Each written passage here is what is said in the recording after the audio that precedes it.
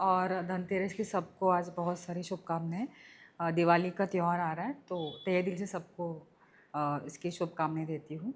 और इसके साथ में मैंने हाल ही में कुछ लिखा था, एक जो किस्सा है मैं आपको सुनाना चाहती हूँ, फिर हम लोग अपनी मेरी कविता के ऊपर चलते हैं। मैंने लिखा था कि वो स्कूटर तेज़ नहीं चलाते हैं, कि अब वो स्कूटर तेज़ नहीं चलाते हैं, ना ही किसी को ओवरटेक करते हैं। अब हेलमेट पहना करो ये भी उनको मुझे बताना नहीं पड़ता। हाईवे पर मैंने कई बार पढ़ा था कि ना स्कूटर धीमे चलाइए, घर पे कोई आपका इंतज़ार करता है। तो इसके चलते हुए अपने उसे पढ़ते ही शायद से गाड़ी की रफ्तार अपने आप धीमी हो जाती है, शायद हो जाती है, राइट। तो लेकिन हर रास्ते में, गली में, मोहल्ले में ये कहाँ लिखा होता है। मेरे कान का एक झुमका टूट गया था, कि मेरे कान का एक झुमका टूट गया था, मैंने उनके स्कूटर की चाबी को लगा दिया। अब मैं घर पे हूँ और आपका इंतज़ार कर रही हूँ, ये उन्हें अलग से बताना नहीं पड़ता है मुझे।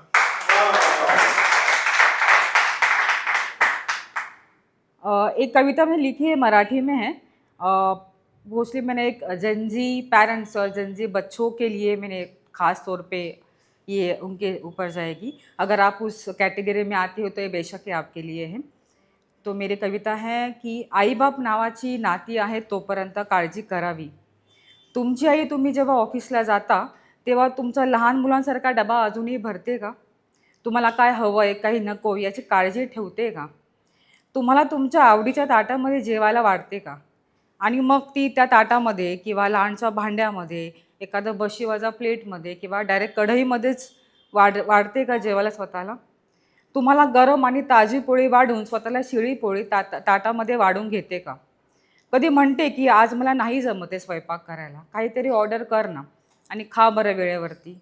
हिरमुसल्या चेहऱ्यानी तुम्ही जाता की आज घरचं जेवण नाही म्हणून.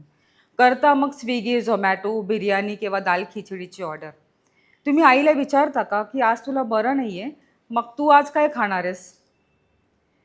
हळूच बोलता बोलता म्हणता का की आई दार उघड ना, तुझ्यासाठी पण मी पार्सल ऑर्डर केलं आहे आणि बिल ऑलरेडी पेड आहे.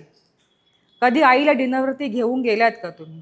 की केव्हा आईला डिनरवर घेऊन गेल्यात का तुम्ही? जसे आपण गर्लफ्रेंडला खुर्ची हलगत मागे घेतो ना, त्याप्रकारे केव्हा तिला स्पेशल फील करावले का? केव्हा तरी असं करून बघा ना.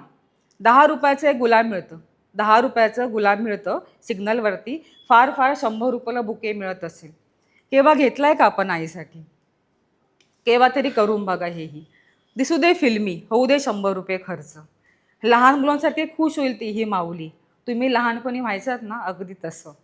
मुलं कमावती झाली आणि दिवाळी सणावाराला आपापली शॉपिंग करू लागली.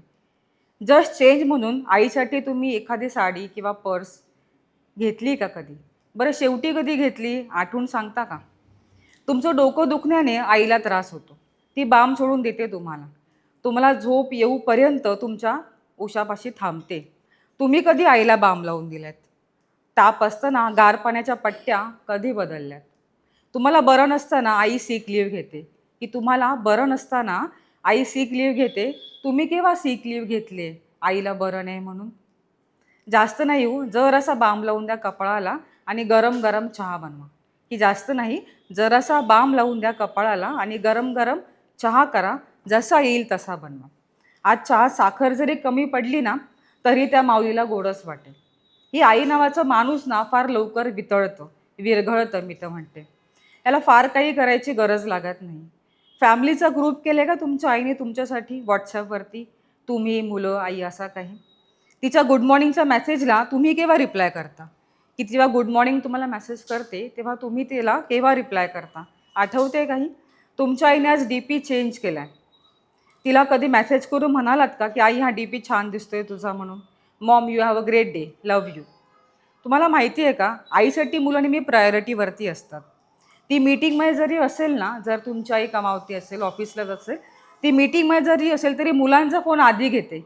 आपण केव्हा फोन घेतो आईचा एका रिंगमध्ये? आपण कधी फोन घेतो आईचा एका रिंगमध्ये? आठवून सांगा. ती म्हणतेही बऱ्याचदा की अरे बोल ना, मी मीटिंगमध्ये आहे, की नंतर काही बोलू, काही अर्जंट असेल तर. आईचा फोन आपण एका रिंगमध्ये कधीच उचलत नाही आणि घेतला तरी काय काम आहे आई, नंतर बोलूया आपण, असं म्हणून आपण फोन सरळ सरळ कट करून देतो आणि पुन्हा मग करायला विसरूनही जातो. तुमच्या आईला सिनेमा सिनेमा किंवा नाटक वगैरे आवडतं का? तिच्यासाठी किंवा नाटकाचं तिकीट काढून आणलेत का तुम्ही? तिला ऑफिसमधून पिक करतोय मी आज. आज आपण नाटकाला जाऊया.